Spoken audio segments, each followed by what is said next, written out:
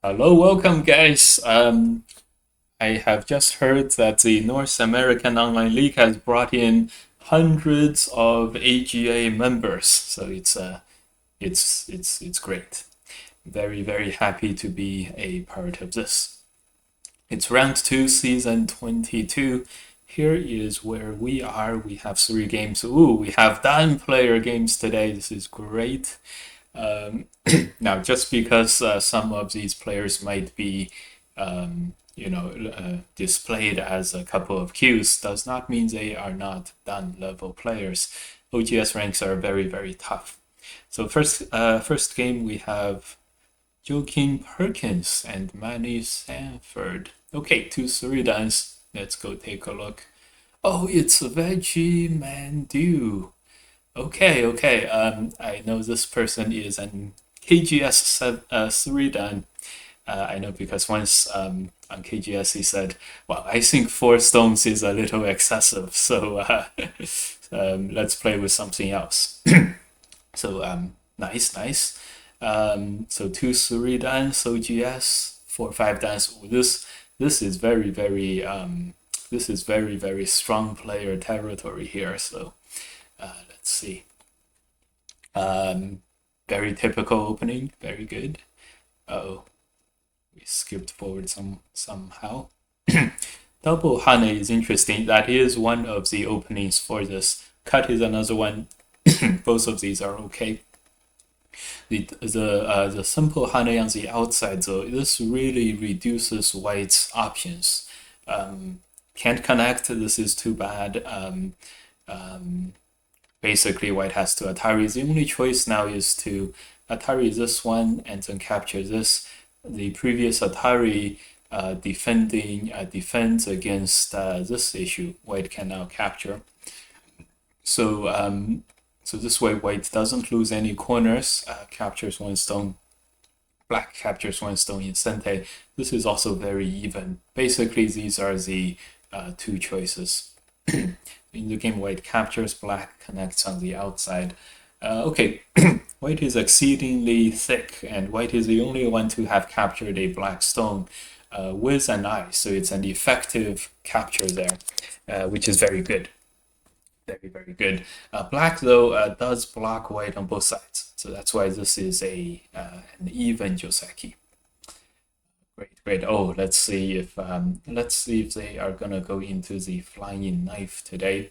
They are. Even I am not well versed in all the variations after this. This is great. Let's see which line they go down. The Hane, basically, there's a couple of choices. The Hane on the outside, the connect, the tiger mouse, and a bunch of stuff. This is the most common, and the key move here is the tiger mouse. Okay, good. Definitely did not expect both of these excellent players to have missed these. Okay, good. Wow. This is an exceedingly high excellent move percentage. Both players are above 50%. This is great. I'm talking about the cursive AI review here. Wow, very nice. This is Joseki. I guess a Joseki sort of makes it a little easier to do. Okay. Yep. So this is a very famous shape where Black looks like he has a lot. It looks like Black has a lot more liberties than White. But it's actually not the case, and this is actually a Seki. Black connects this way, and this way Black is actually behind by 1 liberty. So it looks like Black has all the liberties in the world, but he does not. In this particular variation here, the move is to Atari here first, and then play this one. Yep, White throws in and then ends up in a Seki. This is 4 points for White, so it is a little bit bigger than the game for Black. In the game, this is only 2 points for Black, so it's a little bit of a difference there. All good. Okay, so white cuts. The thing with this Joseki is, typically speaking, in this case, black has a lot of reinforcement stones on the upper side of the board. Typically, black needs to extend, and white black would like to force white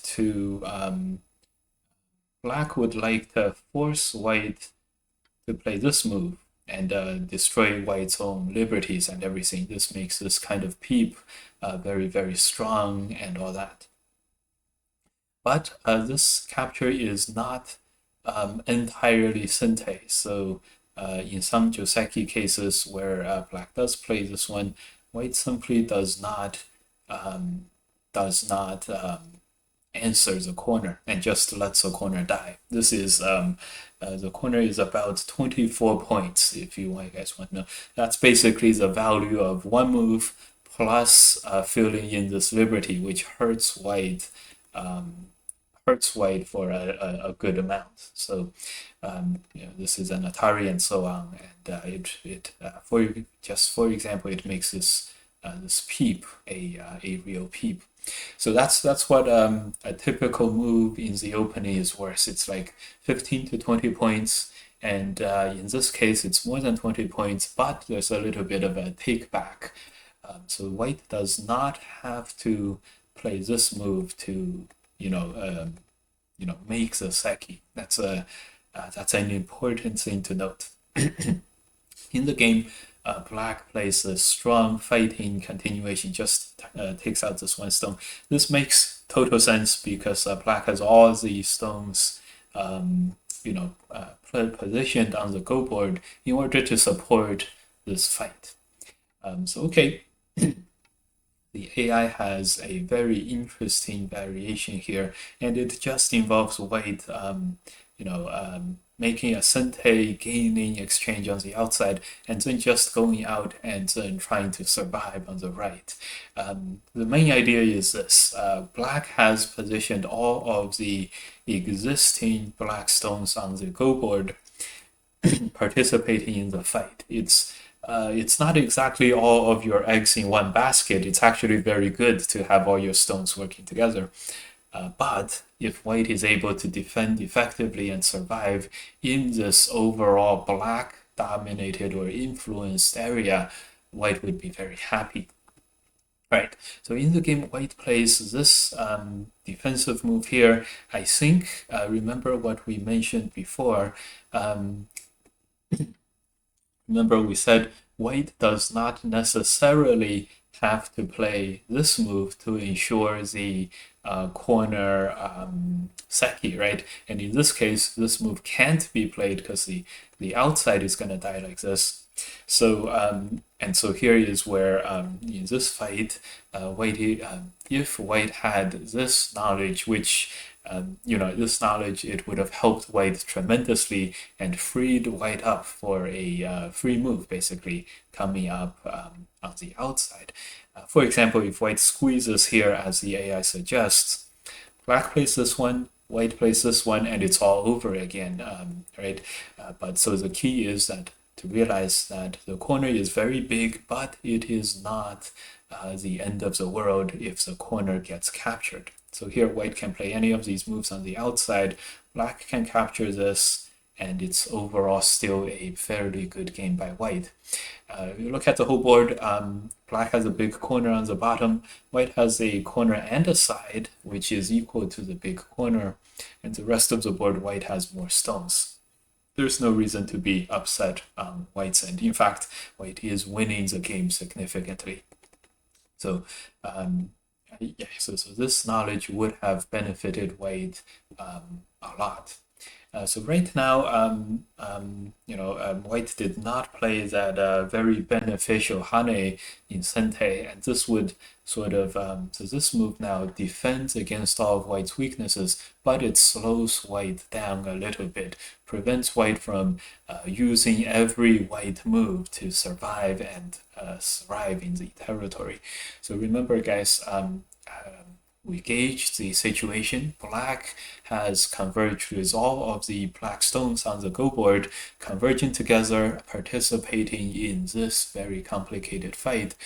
It is very important for white now to make every single move very, very important, and make every single move participate in the parrying of black's offense, right? I hope that makes sense. And so this move slows whites down a little bit and does not do that parrying of the threat that we really need to do now. And this squeeze would be one that that is taking care of the groups. Okay, black extends, white extends here. Extend is a gote move. It's very, very important to play the sente here, and then if we can decide to connect or not. This is very, very similar. White just extends. I'll give this a pass mostly because black needs to answer. In fact, this is a very, very good play. I take all my words back. This is a sente move, but white really needs to take care of the right-hand side now, and this will leave this cut. This extend is a great way to not only get strengthen ourselves and get sente here. The next move is a cut over here that's unstoppable. Good. So, okay, so both sides see that. Very, very good. White plays very, very well here. Black answers. Okay, white harness, and yes, this is a key move. Both sides very, very nearly perfect. Very, very good to see here. Yeah. Okay, great. Jump. So now white has a move. White jumps, takes care of this group. This group dies, the corner dies too. So this is essential. Okay, make this alive. Is this a bit of a panicking moment? I see what's going on here. Once again, the AI wants white to squeeze over here, but because there is this threat here, black plays here, white cannot fill in the liberty. White decides that white needs to, hold the local position, hold the local position. But if white had that sacrifice in mind, this would not be a problem at all. White would run this out. Remember, if white doesn't have to fill in the R6, it becomes a very, very good liberty for white, and white doesn't have to answer or fix anything inside here. And so this way, white gets a very good counterattack, and again, that whole black only has one large corner situation comes about again. Again, that corner not not having to survive was very, very important. Okay. Good. This seems reasonable. Black probably had something better to do, but I can't find it quickly. Okay, now how does one build up these Go knowledge bits where it's like that Seki where it requires white to fill in the liberty from the outside here at R6, and that this is not that essential for white to play to save the corner. Well, a lot of Go playing experience and high quality game reviews will help a lot. I have played this Joseki many times, and that's how this knowledge was built up. I keep, for example, I keep threatening the AI, in the review. I'm like, why don't I capture this? And then the AI keeps telling me it's okay if the corner dies, and in various different situations. So that's how this overall general knowledge is built up. In this modern day and age, this kind of generalized Go knowledge has never been easier to pick up. It's the easiest to pick up in the history of Go, which is great. We live in very, very good times for Go development. AI is a great tool that really helps for us to gain this type of knowledge, whereas before we would have needed a world-class teacher, and even the world-class players would still not be able to know for sure themselves. All right.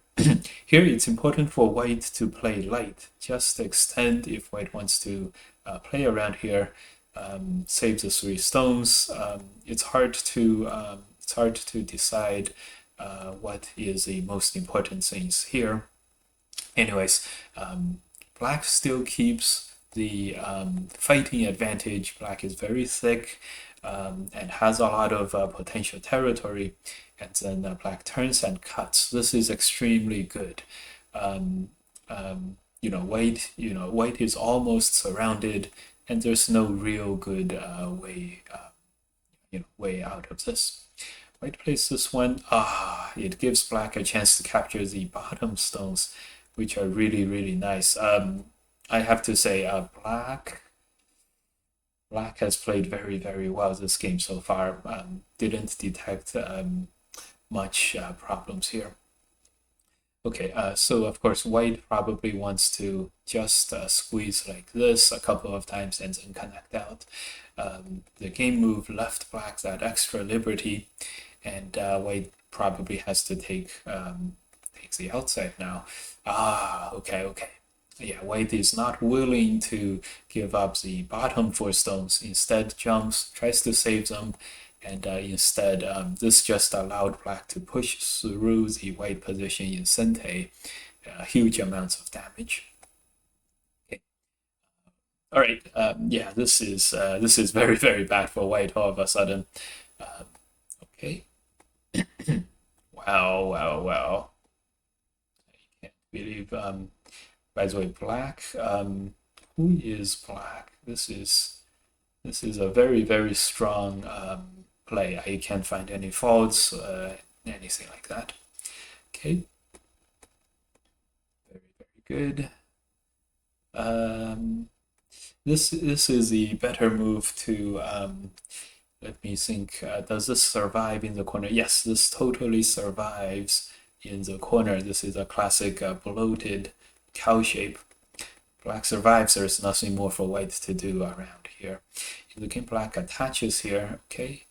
Well, this gives white some. Well, this is totally dead. So okay, totally alive to totally dead. Okay, right. Okay, so right now, if black captures on the outside, white plays these moves.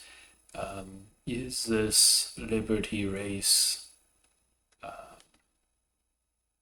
This liberty race is still good for black by 1 liberty. Okay. Black Ataris here tries to get some more liberties, and at the end, this ends up in a ko. Okay. I don't know if black resigned here or I don't know if black resigned here or something. Anyway. Okay. Well, what an exciting game, says chat. Yes. Yeah. I think this is still a ko of some kind. Let's just have white capture this. Okay, this move. Okay, this is still a ko of some kind. Okay. I think black resigned here. Okay.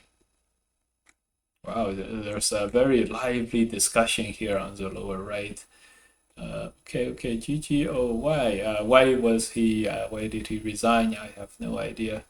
Okay. Well, look, lively discussion. Okay. Anyways, super high quality game. Remember, the most important thing to pick up in this one regarding the flying knife Joseki is that in the most this is the most classic shape, the most normal shape, the the shape, the standard, the most standard shape. It is a Seki. Remember to get yourselves 2 extra points for black here. And later on, when this goes into a Seki, it is not essential for white to get the Seki. It is okay sometimes to let black play 2 moves in a row on the inside. And for example, right now, play this one. It is okay to let black get the capture against the white corner here. It is totally okay. And that allows white a lot of leverage, a lot of room for maneuver, a lot of possibilities for sente and that sort of thing. Okay, that's the most important thing from that game. Don't give up so easily, I guess. And, there are some very high quality games. Okay. Okay, next we have 2-1 dance. I know this Angel is an AGA 2-3 dan, and so I'm guessing both of these players are around the 2-3 dan level. Let's take a look. Okay, so I know I remember I commentated on one of Angel's games last time, and I specifically said, you're 30 points ahead, but don't hold back. You gotta keep pushing yourself there, because eventually we're training. This is a good way to get 2 games worth of training in 1 game.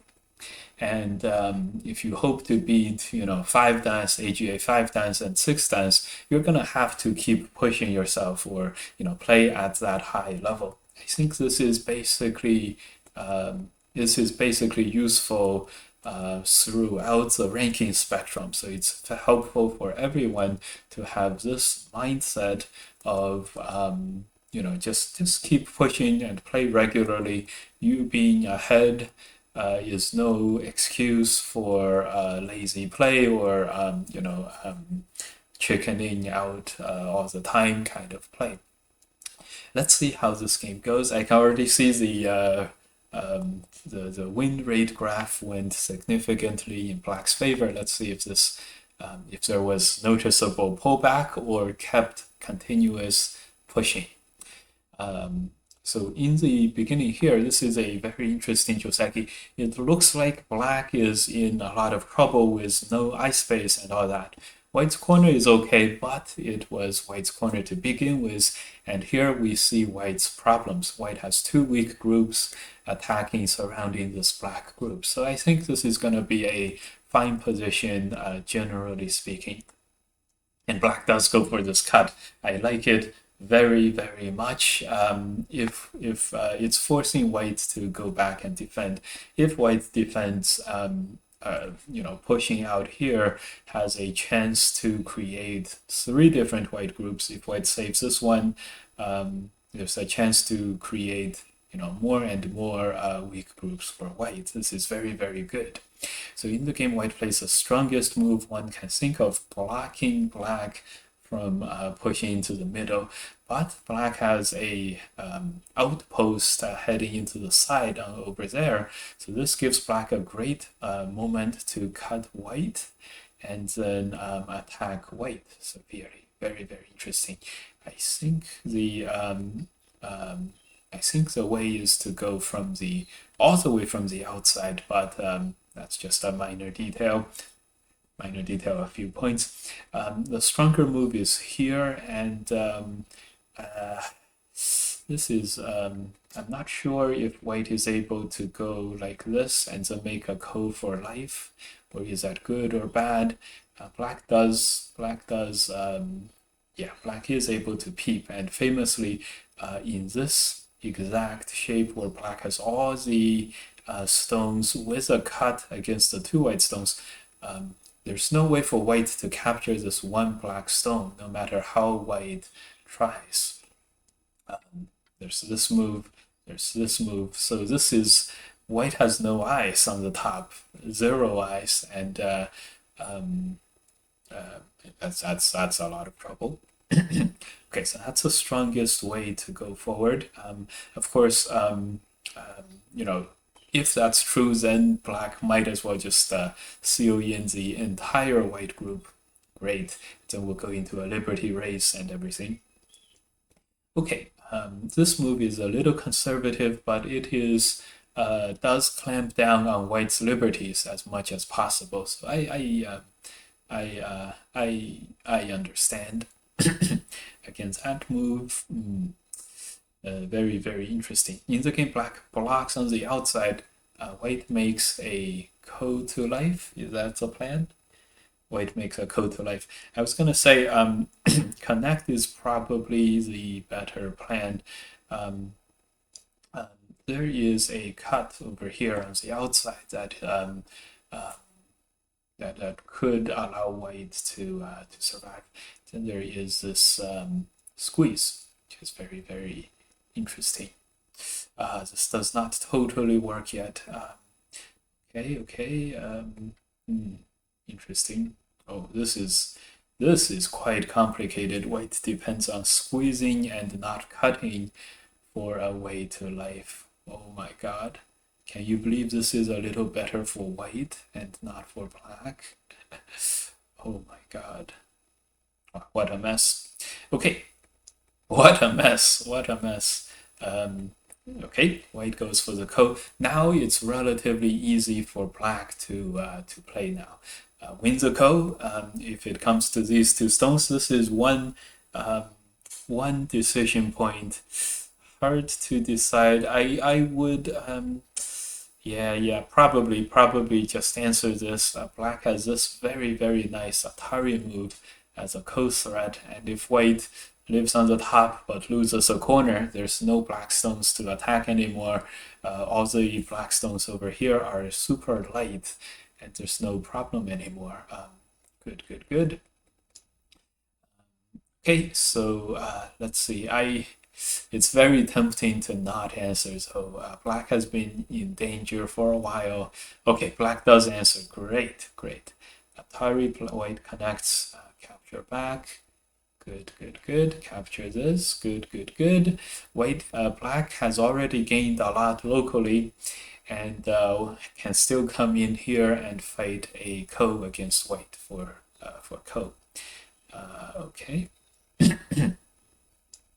I would just go for it. There's a turn. There's no turn. Interesting. It's this outside move. Okay. The strategy here, and I'm turning the AI on for you guys. The strategy here is to make white commit to capturing the black stones. Make a cut, and then one, we can capture these two stones, and two, if let's say we tanukied, and okay, it's just tanuki once. If we tanukied, it's, we can still come back and fight the ko with a dead group ko threat sort of thing, and that's gonna be okay. In fact, black has so many ko threats now in the corner that it's okay to just go ahead and exchange these beneficial sente moves, then go for the ko, go for the corner ko threats, and just win the ko. And we've already tanukied once. That way we leap ahead of the opponent. Interesting ideas here. In the game, black plays here to survive, sort of allowing white to survive and giving black another move to survive. That's okay. The only risk here is that it allows white to sort of leave that ko forever. And because once black does end up living, rather than this being very, very bad for white, it is actually good news for white, because this ko then becomes very sort of light for white. Remember, just like before,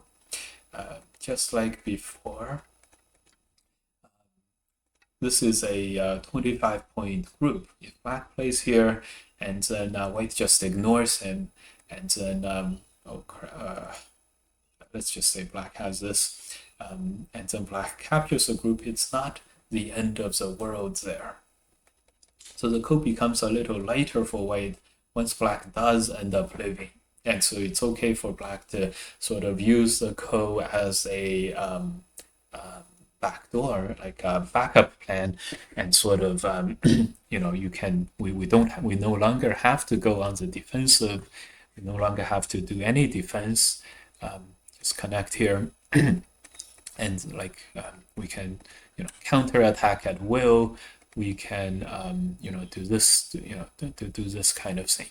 Sort of dares the opponent to come and try to kill us. Then we have that code. We have the outside 2 stones. Okay, interesting. Yeah, this move, this cuts down on the liberties, so I like it. I like it. Yeah. This is very, very common. So, from the other perspective, black has already played this E13 move. If we're reduced to having to live and make 2 eyes, we might as well like just bite the bullet and then just win that code. This way, we spend 2 moves winning the code, but we save a move, you know, we save a move making 2 eyes. So, and this is, you know, this is sort of like our asset. Once we're reduced, take this moment to Tanuki. Once white comes in and we were daring white to come in and capture us. Once white plays here, now we go and win the ko. We spent 2 moves winning the ko, but we have already played 1 move outside, and white has played a totally wasted move. So therefore, we would have just spent 1 move overall to win the ko. Yeah, this was a huge asset. Leaving the group not alive was a huge asset for black, but in the quest for having absolute safety, we sort of slowed down our development. Very, very instructive moment here. Life and death, and you know, not being alive is not so scary, or it's scary, but there's a big payoff for it. So there's that's a good instructive point here in this game. White messes up this fighting and then ends up losing these stones to a ladder. So black now takes a big advantage, which makes sense. This move, it's same thing, the same idea, except on a much more unsure and generalized level. White is peeping at a black cut. It is very tempting, of course, to go and block over here to capture white totally. And here, in this way, instead of us spending a move connecting, we're making white spend a move to cut. And then this way we can have a couple of moves and then just jump. This way we can easily take care of both of our groups, because remember, the right hand side is all good, the middle can just now run, and it's a relatively simple gold, you know, simple objectives, and it'll be okay. With all this, with this long of a stick of 7 stones, it's prime. It's like a prime candidate for tanking the opponent's damage here. Black wants white to spend all of the firepower and resources to attack the middle black stones. Therefore, the middle will soak up all of the damage, and that way black is able to take care of all the other groups and capture this large white group and have a very, very winning game. So when black played this one, it's another bit of a safety play. It's not so bad because it looks like white will still struggle to survive here, but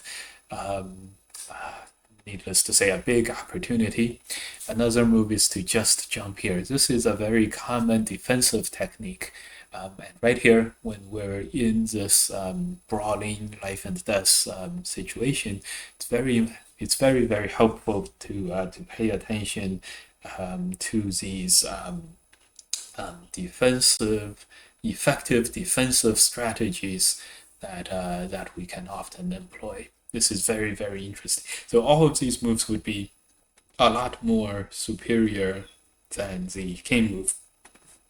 Remember, effective defense means we spend all of our moves to the maximum.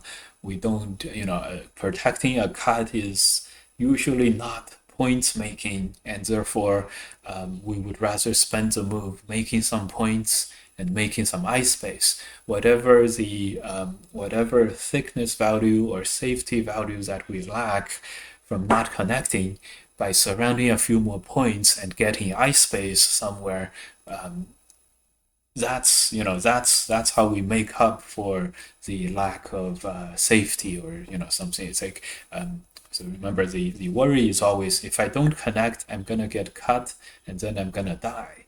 So connecting, even though it connects, it doesn't give us the ice space or the territory that is very important for safety. So if we can spend the move getting some territory and getting some ice space, it would go a long way towards making our groups safer, and therefore we would overall end up in a Pareto optimal spot, where Pareto optimal means we're better on all aspects. So we're safer by making these more efficient moves. Okay, very instructive moment here. One was a bit of a chickening out. The second was when we're being peeped, we do not always have to connect. We do not always have to respond to this threat. Okay, despite what everything I'm saying, White does not. White seems to have gone all in and extended here. This allowed Black to make the turn as we discussed before, and White group ends up dying anyways. Okay. So this is a very good game now for Black. The White group totally died, and Black breaks through over here on the left. Okay, this is great. Does not feel like there's gonna be any drama from here on out. Now here Black has gotten to a very winning moment, and let's see if Black continues or or chickens out, basically. Okay, extends here is very good. Okay, nice. So far no chicken out moves of any kind. This is great. Atari. Ooh, yeah. Okay, good. Guys, this is why we don't ever want to chicken out and just defend a victory. Could Black have won if Black extended? Yes, of course. This is a big victory and all that. But we would never have learned how to play the next part if we chickened out and just took a easy win.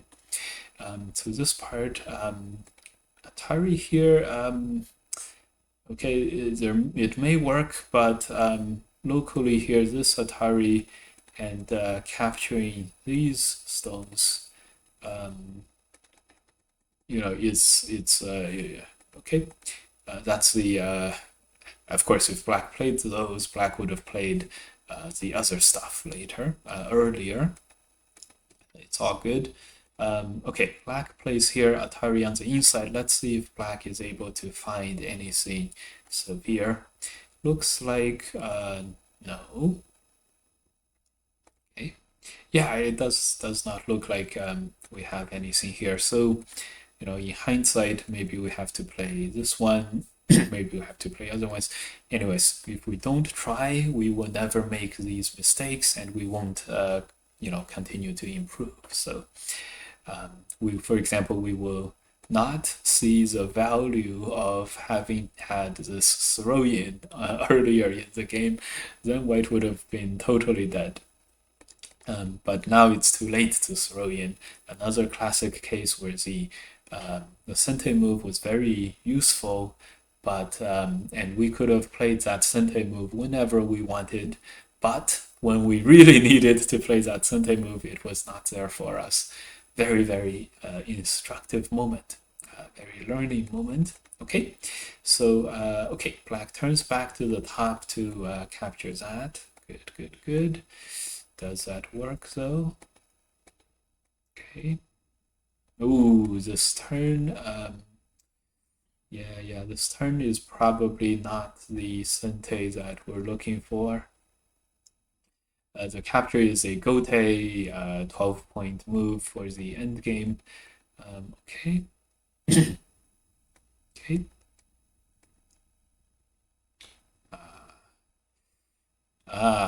This one. Yeah. My theory is that the last fighting in the middle of the board went so bad that black ended up sort of just let me just make my group safe. Unfortunately, this is not what we want, and this is the exact mistakes that we want to avoid. Note we're picking mistakes here. The thing we have to play is this in the middle here. That's capturing another stone that gets us to safety and all. Note that we hate mistakes like this one because it really holds us back from doing anything. We are okay with mistakes in the end game in the middle here because it's aggressive. It's us trying to achieve something and falling, messing up along the way, and next time we'll do better. This kind of thing, though, when we're just chickening out of everything and just fixing on the inside, it's not easy to continue to do better in the future for ourselves. And so at least play this kind of thing. Okay. All good. It is I think okay, I think black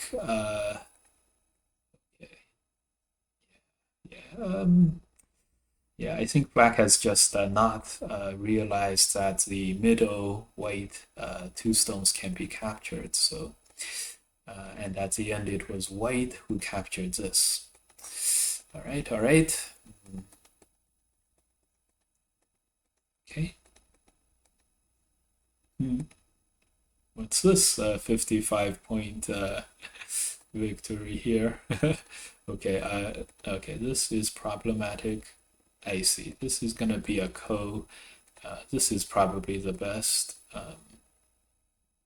Yeah, this is probably the best. The ko is here. White Ataris, and then has to prevent black from Ataring here. But black has, this gives black two liberties. Okay, somehow this. I see. Atari, connect. Yeah, connect is a gote move. Okay, I see. Yeah. Okay, so these kinds of things we can do better in the future. We can find better places. We can read better. We can do all kinds of things better. But the backing off kind of mistakes.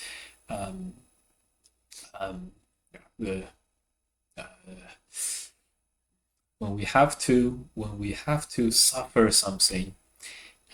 In this game, there were several examples in this game.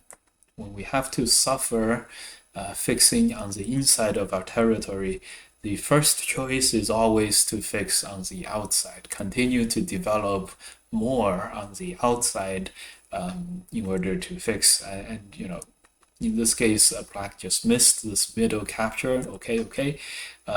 Whenever this is the case, we're always looking for ways to live with two eyes on the outside, where we're not just fixing our shape, we're also making more territory and things like that.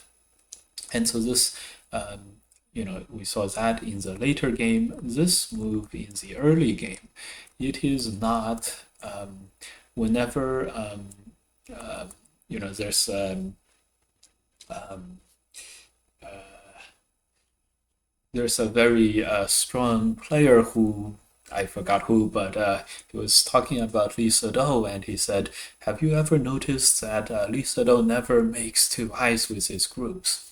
And it's exactly this kind of a move, making two eyes, and um, you know that's why top professional players and top amateur players and low-dan amateur players looking to improve will want to weed these moves out of our system and instead look for more active ways of playing, even if it means taking a very significant amount of risk.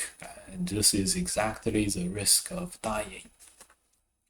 And here, for example, even if we do resolve to live with our group, we're probably going to play this way and, make some territory, make a few more points instead, right? This is already pretty bad, but at least we're, maximizing everything. All right. Just remember that we're always looking for this kind of way.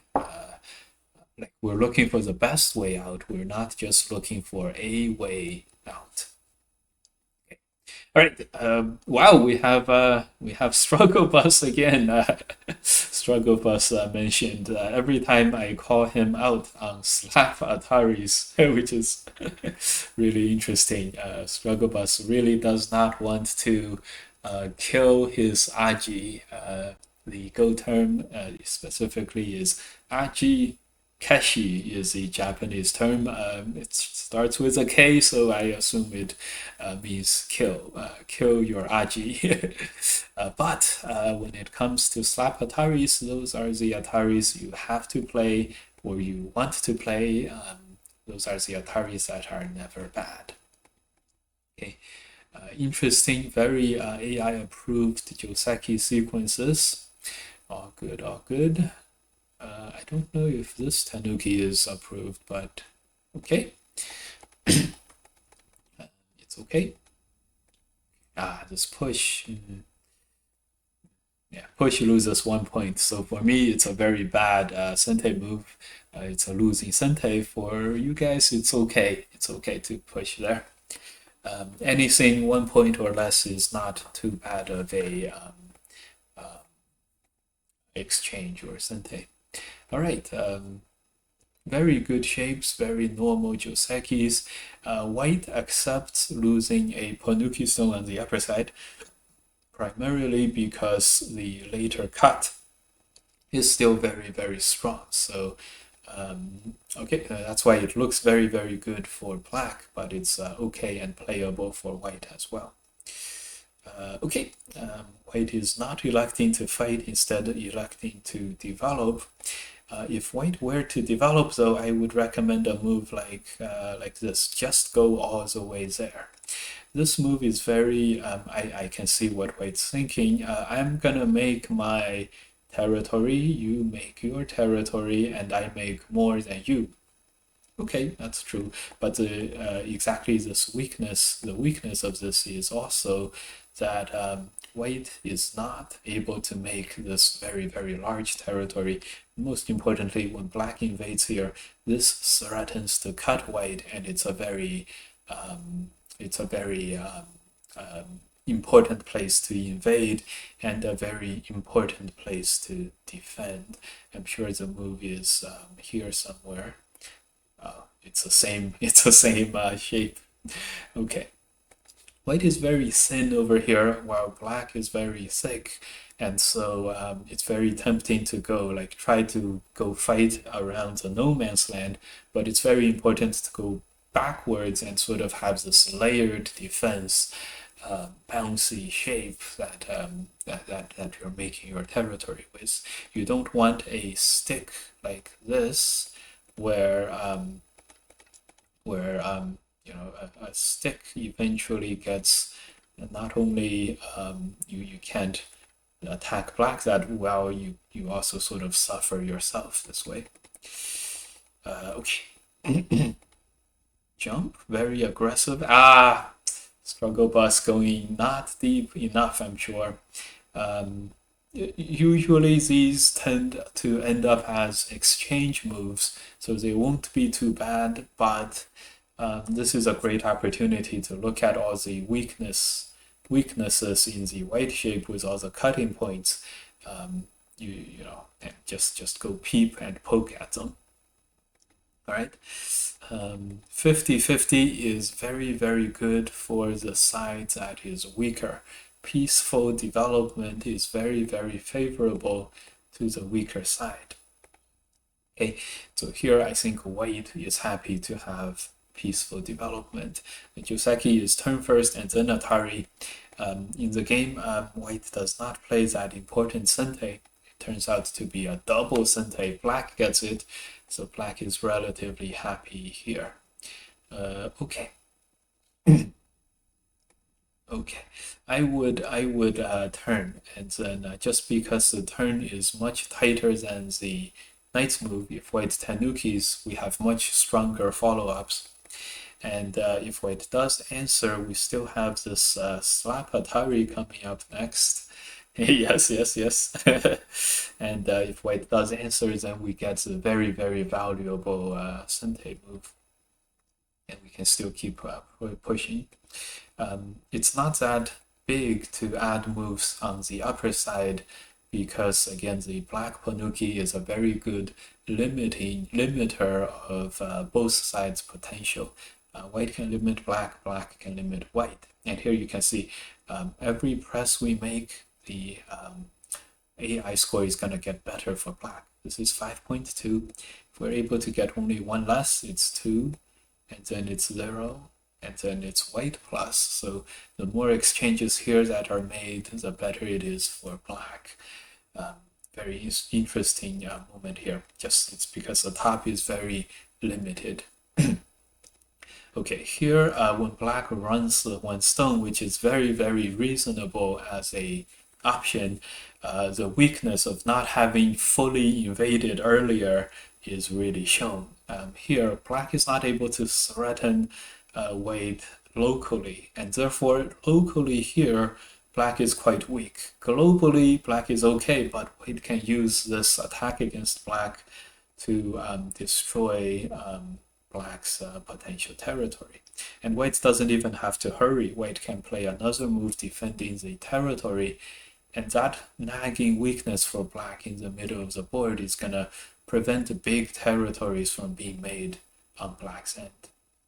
Okay. It's important for white now to still accept and realize in order for white to get back to parity on the thickness and safety front, white needs to make the bottom pretty strong. Then white, just like black, you know, is very thick all over the board. In fact, black has this one weak group in the middle. And then white, so white here does not need to hurry and destroy black's potential territory. They will be destroyed in time once some kind of attack emerges in the middle. So white needs to make more territory and then get stronger at the same time. In other words, white needs to sustainable development, and so in the game, black is the one that finally, in the nick of time, or you know, after much back and forth, is able to be to like strike out at white's weakest area on the go board, and it's gonna start destroying territory and all that good stuff. And black is making himself stronger, destroying white territory, and it's gonna be very, very interesting. Okay. So the next move is here. It has, so here noticeably, black has another Sente move here. White is weaker now. Black is already destroyed white's bottom potential territory. So it's, that's very, very interesting. It's very tempting to play this kind of move in the middle of the game. It looks very, very big. Just remember that whenever the local groups are pretty strong, this kind of move will not be as urgent as this kind of invasion, where black, if white runs, black can connect back. This is a lot of like back and forth territory, and the top is more territory between two alive groups, white's corner and black's Panuki on the side. Okay, I'm very happy to see that black did not play a redundant move here. It's a very strong and thick move, but it's a little slow. So here black Hanes on the outside presses. Hanes, interesting. Okay, presses one more time, makes a bouncy ko.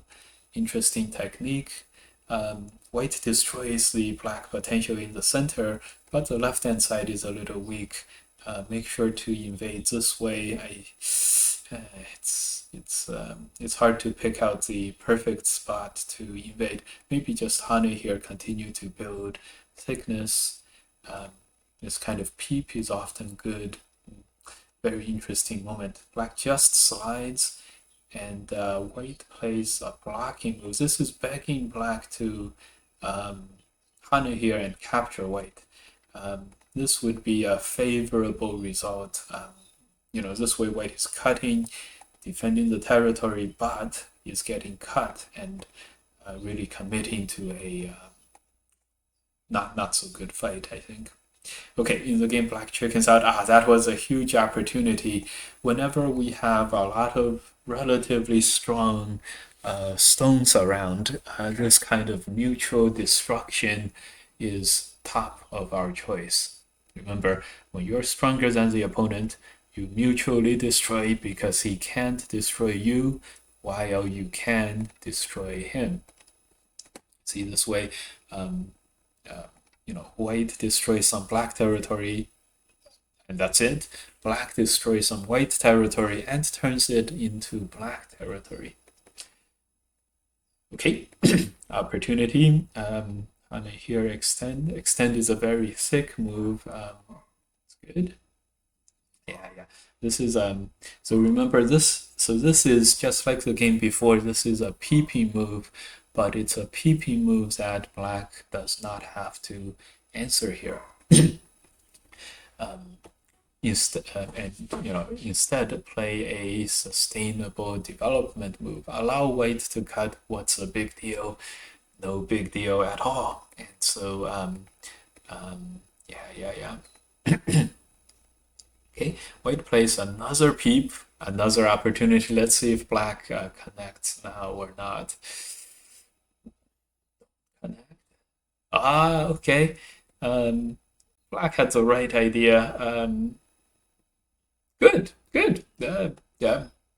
Okay, black clearly understood what we talked about before, where it's not essential to connect. It's okay to let white cut. Great. In fact, this cut it loses white liberties and creates that star point, cutting point on the outside. So white doesn't even really gain over there anyways. And it was in this middle game fight that white committed to cutting black, but black played Q13, which is a big move, and connected into the middle. This is a great example of employing very important sustainable development in middle game fighting. We typically think of sustainable development as an early game concept where we take a mixture of territory and thickness, but if you really think about it, the middle to the later game is where most of the territory is solidified, and having this this attitude, this mindset of continuing your sustainable development is really helpful. And here black did great. Okay, this cut by itself is slightly better because this throw-in is a bit worse. Okay, the game is very tight, very close. Okay. All right, we go into endgame fighting. Let's see if any drama happens. This is a great end game sentei move. Remember, in the end game, you want to play out all your senteis, and so therefore, before we have to connect there, it is very, very good to annoy the opponent at the very least. You know, in this case, this is a gaming move. Okay, white has to connect, and then we connect anyways. So now, okay,